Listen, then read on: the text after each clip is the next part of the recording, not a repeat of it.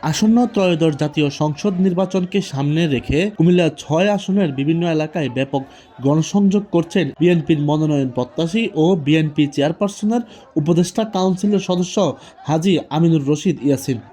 শনিবার সকাল ১১টায় কুমিল্লা শহরতলির শাসনগাছা ফ্লাইওভার থেকে জনসংযোগ শুরু করেন এই নেতা। পরে দুর্গাপুর আলেকারচর হয়ে ঢাকা চট্টগ্রাম মহাসড়কের আমতলী ক্যান্টনমেন্ট এলাকায় গিয়ে এ জনসংযোগ সমাপ্তি করেন। এ সময় সাধারণ জনগণকে ফুলের মালা ও ফুলের শুভেচ্ছা জানিয়ে হাজী ইয়াসিনকে বরণ করে নিতে দেখা যায়। জনসংযোগে বক্তব্য রাখতে গিয়ে হাজী ইয়াসিন বলেন, গত ১৭ বছর ধরে সুখে দুঃখে আপনাদের পাশে ছিলাম, আমি তো থাকবো ইনশাআল্লাহ। আন্দোলন সংগ্রামে আপনাদের পাশে ছিলাম, মামলা হামলায় আপনাদের পাশে ছিলাম। কয়েকদিন আগে যে নমিনেশন দেওয়া হয়েছে স্পষ্টভাবে বলেছে এটা প্রাথমিক নির্বাচন।